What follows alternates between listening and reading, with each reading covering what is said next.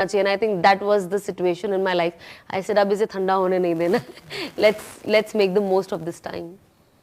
माशाल्लाह जो है तो इनकी तरफ आते हैं तो इनसे मुलाकात कैसे और कहाँ किस तरह हुई? And the first time we met in Makkah, अल्लाह के घर ही मुलाकात हुई थी. माशाल्लाह. And that's so strange कि बस 5 minute we met. I was leaving and I met him. Of course his niyat was dawat. He came with somebody else and he got to know I'm there. He took my number.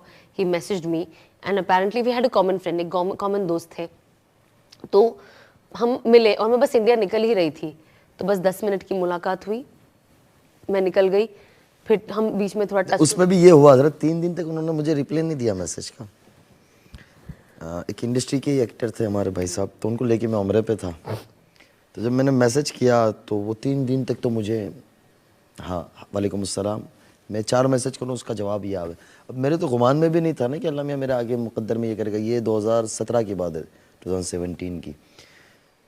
फिर इनका मुझे message आता है और 17 ही रमज़ान थी, 2017 में 17 रमज़ान थी कि मैं फ़ला जगह हूँ और हम लोग अभी निकल रहे हैं.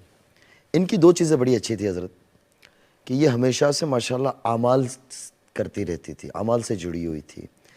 इनकी रोज़ाना की सूरह रहमान सूरह वाक़िया नहीं जाती थी. 5 वक्त की नमाज़ इनकी इंडस्ट्री के ज़माने में भी नहीं जाती थी. अच्छा. हाँ, नमाज़ इनकी कज़ा नहीं होती थी. ये सूट पे भी होती थी, वहाँ भी नमाज़ पढ़ती थी और ये मशहूर थी.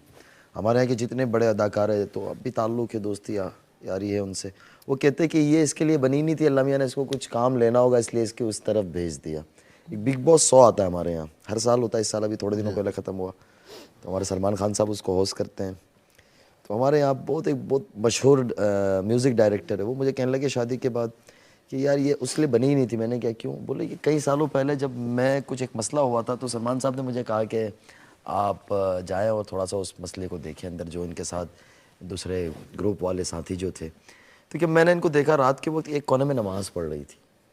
तो मैं देख के बड़ा हैरान हुआ. मैं आया तो मैंने सलमान खान साहब से पूछा, बोले ये एक लड़की है सना खान इस तरीके से एक्टर है.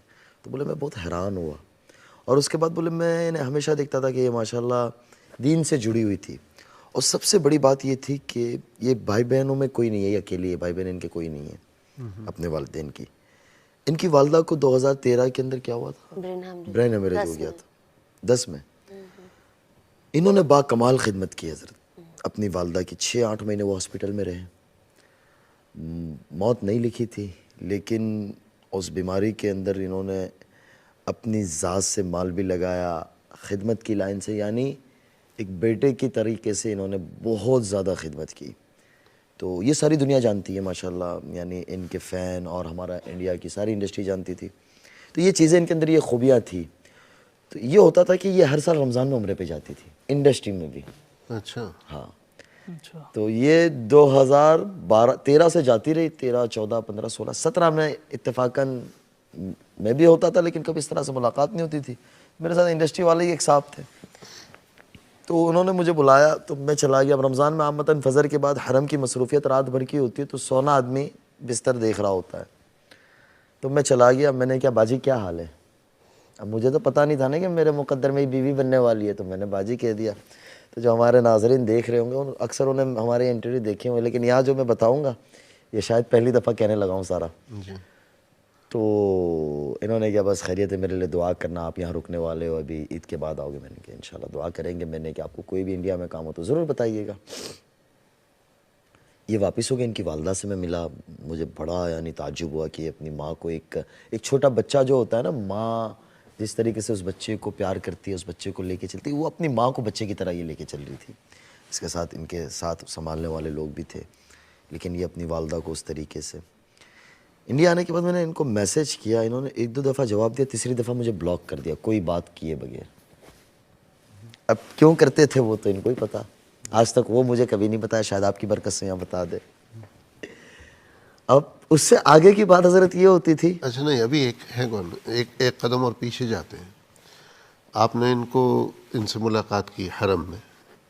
उसकी भी कोई वजह तो होगी ना? सिर्फ दावत ये नहीं लेकिन आपको कैसे पता कि ये वहाँ मौजूद हैं या इनको आप इंस्टाग्राम पे इन्होंने अपने सोशल मीडिया पे डाला था. तो मेरे साथ जो साहब थे उम्रे पे वो भी इंडस्ट्री से ताल्लुक़ रखते थे. तो उनका इनकी दुआ सलाम थी, दोस्ती यारी थी. उन्होंने कहा कि मौलाना आप इनसे मिलना चाहिए, बड़ी अच्छी लड़की दीन की तरफ आ सकती है, तो हमें मिलने में क्या जाता है। तो मेरी ये नीयत थी।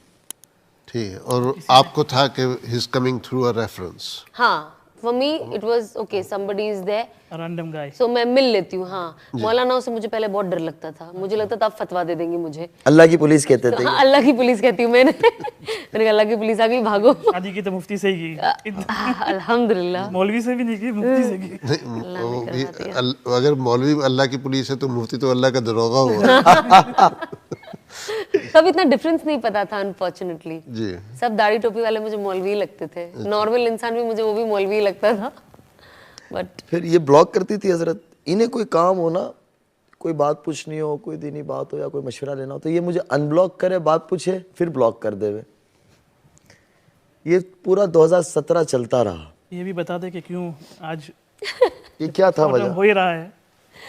नहीं, बस ऐसे ही आई वाज स्कैर्ड कि अब ये कुछ बोल देंगे, अब ये कुछ बोल देंगे, तो अपनी मुद्दे का जवाब ले लो फिर बंद कर दो। तो 2018 के मौके पे हजरत हज के नहीं, लेकिन ब्लॉक करने से पहले अगर किसी से मतलब बातचीत चल रही है, चाहे वो मतलब ही नहीं एक उस्ताद या मौलवी की शक्ल में जो भी है, तो उसको कम से कम बताना तो चाहिए कि भाई please don't contact me any more. हाँ, मुझे वो बोलने बुरा लगता था, पर ब्लॉक करना बुरा नहीं लगा। ब्लॉक वो इस तरह करते थे कि जैसे अभी बात पूछी है, शाम का वक्त है, मैंने जवाब दे दिया, इन्होंने जज़ाकल्लाह बहुत शुक्रिया। उसके बाद जब अगली दफ़ा मैं इनका नंबर खोलूँ तो मैं ब्लॉक हूँ। अब वो किस टाइम पे मैं ब्लॉक होता था वो मुझे नहीं पता था, फौरी हो जाता था या रात में होता था या सुबह होता था, वो नहीं पता होता था मुझे। तो कुछ इस पे इनका मसला हल करें। जी जी, मैंने बोल दिया उनको, मुझे डर वो आज लगता तक था। मुझे उसका जवाब सही मिला ही नहीं है जिससे मैं मुतमईन हो जाऊँ। 2018 के मौके पे हजरत मैं हज पे था, अल्लाह हरमैन बहुत ले जाता था अल्हम्दुलिल्लाह पहले से ही।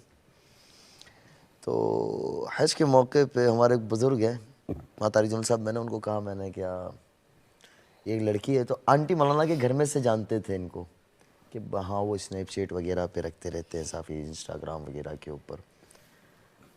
तो माँ का मेरी बात कराओ इनसे।